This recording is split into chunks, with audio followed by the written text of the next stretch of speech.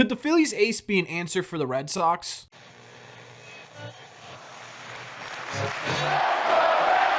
What is going on, everybody? Welcome back to Red Seat Radio. My name is Corbin. We're getting close to the offseason here. The postseason is about halfway done, and there's one common theme I have been feeling throughout the entirety of this postseason, and that's flat out jealousy. Everywhere in Major League Baseball who's in a postseason right now has been absolutely incredible, and it makes me want a Red Sox October more than anything in the world. So how do the Red Sox get there? Well, obviously, one of the biggest needs right now is their starting pitcher, and there's a pitcher on the Phillies right now who is an absolute superstar in the postseason at the moment, who could be a perfect fit for the Boston Red Sox. So we're going to do in today's videos, we're going to take a look at Phillies ace Aaron Nola. We're going to talk about why or why not the Red Sox may target him in the offseason. We're going to talk about a potential contract, and ultimately we're going to talk about whether or not this makes sense for the Boston Red Sox. But before we get into that, do me a favor. Make sure you guys have hit that subscribe button if you haven't already. If you're new here, we talk Red Sox content almost every single day. Also, make sure you guys have hit the like button on this video as well. Helps these videos out a ton, and it would mean a lot to me. Thank you all very much for clicking on this one. Let's get into it. When we're looking at whether or not the Red Sox should even target Aaron Nola during this offseason, there are a couple of pros we need to talk about as well as a couple of cons. For those of you who may not know, Aaron Nola's actually been in the league for quite a while. He made his debut back in 2015 as a 22-year-old and has spent the better half of a decade in Major League Baseball. During 9 years of professional baseball, he has amassed a 3.72 ERA with an even better 3.38 FIP and a 1.129 WHIP, with a really impressive 10 even K per 9 and a really low 2.3 walks per 9. Overall, during these 9 seasons in Major League Baseball, he's an ERA plus of 113, meaning during that time span, he's been about 13% better than the average pitcher in the league. On top of that too, during this same time frame, he also finished top 10 in NL Cy Young voting 3 separate times, once in 2018 where he came in 3rd place, once in 2020 where he came in 7th place, and once last year where he came in 4th place in the NL Cy Young race. This year has been a little bit of a down year in terms of Aaron Nola's statistics. He finished the regular season at a 4.46 ERA over 32 separate starts, with a bit of a lower FIP at 4.03, which means he pitched a little bit better than his ERA leads on. He also had an ERA plus under league average at about 96, or 4% below the average pitcher in Major League Baseball. Not a great year for Nola statistically, but he did excel in a couple of areas despite the dip in stats. He was still in the 96th percentile in chase rate at 34.7%. He was still in the 87th percentile in walk rate at 5.7%, and he still has some of the best extension in Major League Baseball, sitting in the 89th percentile. On top of that, like we talked about in the intro, Aaron Nola has been money on the biggest stage of the season so far. During the playoffs in 2023, Aaron Nola has pitched in 12 2/3 innings so far. He's allowed just 2 earned runs, and he struck out 12 batters. That is the biggest stage again, and he is getting out there and he is performing despite the dip in statistics in 2023. On top of that too, when we're talking about pros for Aaron Nola, he is one of the most durable pitchers in Major League Baseball. During his 9 seasons, he's pitched in under 20 games just 2 times, the first time being his rookie season where he came up in July, and his second one being in 2020 during the shortened COVID season. Outside of that, Aaron Nola has not appeared in under 20 games any other year of his career. In fact, he's only appeared in under 25 games 3 times throughout his career. Outside of that, Aaron Nola is a guy who could take the ball every 5 days, every single day throughout the Major League season, which is a really good trait to have, right? It's a huge pro, especially for the Boston Red Sox, who over the last couple of years haven't really had that guy. They haven't had a guy who can consistently make 30 starts outside of what? Nick Pivetta, right? Outside of Nick Pivetta, everyone else has been sidelined at some point over the last 2 seasons and has been unable to make 30 starts. Brian Bale could be that guy going forward, but we don't have any guarantees, and at the bare minimum, Aaron Nola is a guarantee to make 30 starts. So we're talking about what the pros for Aaron Nola are. It's that he is a very talented, above average pitcher who's going to be durable and who's going to take the ball every 5 games. And while that may not sound like the splashy big move the Red Sox need, the Red Sox could desperately use a guy like that. They could use a guy at the top of their rotation who you know is going every 5 days, who's going to give you at the bare minimum league average production, who has the potential to give you ace caliber numbers. That to me is a recipe for success. But again, there are cons that go along with these pros. So let's talk about some of the reasons why the Red Sox may not want to target Aaron Nola.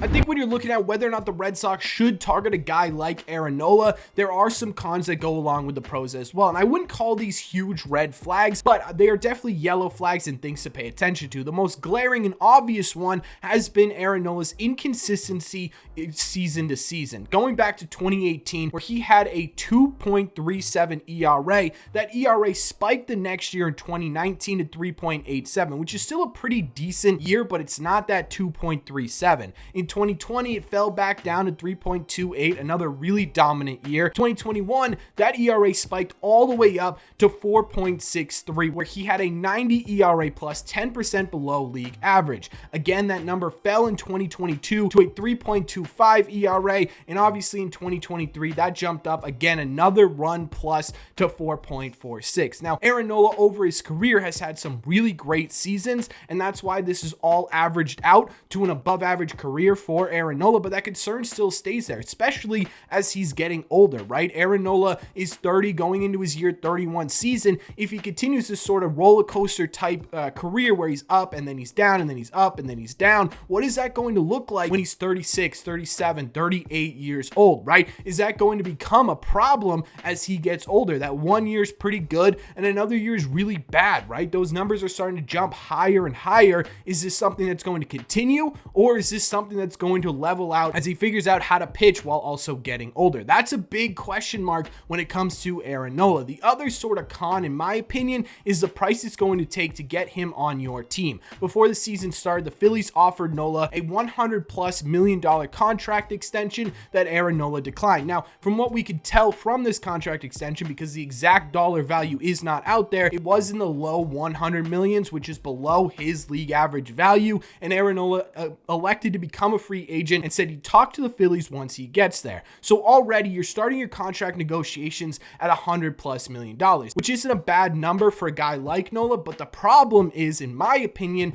with what's going on in the postseason, that number could absolutely skyrocket, and the Red Sox could end up overpaying for a guy who's sort of back and forth all over the place, either having an electric season or somewhere around average, right? Where he's either slightly below average or he's slightly above average. Now, there is a sort of concern over Aaron Nola's velocity, but I looked into it a little bit. I'm not overly concerned personally. In 2018, his average fastball velo was sitting at 92.4 miles an hour. In 2023, his average exit velocity was in the same exact realm. It was 92.4 miles an hour. It doesn't look like his fastball velocity is dropping all that much. It just sort of seems like the rest of Major League Baseball is getting a bit faster. That doesn't mean he can't be effective, and that doesn't mean his velocity is going anywhere. It just sort of means everyone around him is getting a little bit faster. So while that's not a personal red flag to me, that is something people keep bringing up, and it's something to definitely pay attention to. So again, overall, when you're looking at why the Red Sox or why the Red Sox shouldn't target Aaron Nola, there's a couple of different ways to look at this. So let's take a look at what a contract could look like in Boston, and let's figure out if this makes any sense for the Red Sox to pursue. Right now, we're looking at what Aaron Nola could possibly make on the open market this season. A lot of projections have him in the upper $100 million range. It ranged between $160 and $175 million, with the maximum I saw being $180 million. That's a big range when we're talking about what Aaron Nola could be worth to the Boston Red Sox, but just for this video's sake, let's say ultimately he ends up in the lower range of that category, and the Red Sox sign Aaron Nola to a 6-year, $160 million contract, which would average out to about $27 million a year. Maybe you throw in incentives in there, try and get it up to $30 million, and of course there are always opt-out and clauses and all that good stuff taken into consideration as well. But just for the sake of simplicity, let's say Aaron Nola gets straight 6-year, $160 million deal, $27 million a year from the Boston Red Sox. Is that a contract you guys would be comfortable with? For me, I'm not entirely sure, right? I think the price makes sense for what Aaron Nola could be, the potential, the talent. He's an ace caliber starting pitcher and has been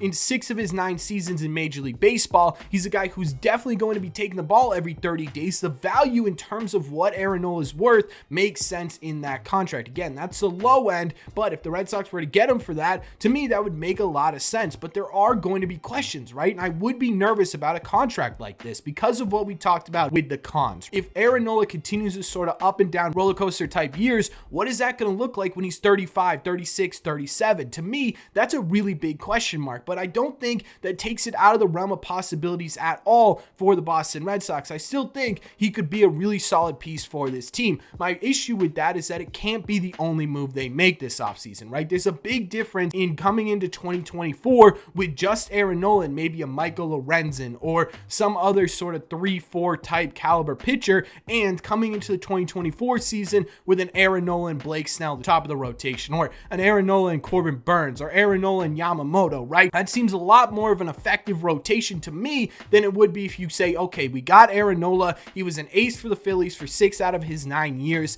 Let's put him at the top of this rotation. Let's put Bayo at 2. Let's put Cutter Crawford at 3, and let's have Lorenzen at 4 or Lorenzen at 3, right? Those to me are two completely different rotations. And so if you're going to go after a guy like Aaron Nola, which I don't think is a bad idea, I just think it can't be your only idea to solve the rotation for the Boston Red Sox. So honestly, when it comes down to whether or not the Red Sox should target Aaron Nola, I say do it. Target Aaron Nola, but don't just target Aaron Nola, right? Bringing in Nola would be great, in my opinion, for the Boston Red Sox, but it can't be the only move you make in your rotation. So honestly, I'm a bit in the middle about it, whether or not the Red Sox should go all in on Nola or whether they should be sort of half in. Maybe if they get a good deal, go after Nola. I don't know where I stand on Aaron Nola, but I do think if the right contract comes along and you could supplement him with the right pitcher, it could be a really deadly 1-2 combination for the Boston Red Sox. But that's just my opinion. I'm really curious to see what you guys think about the Red Sox possibly targeting a potential ace in Aaron Nola over the offseason. Let me know, what do you think about Nola going forward as a top of the rotation type player for the Boston Red Sox? What do you think his contract should be? What would you be comfortable giving Aaron Nola? And ultimately, right, would you be willing to give Aaron Nola the money that he wants to pitch for the Boston Red Sox? Let me know all your thoughts on the Red Sox targeting Aaron Nola in the comment section down below. As always, if you made it to the end of this video, do me a favor.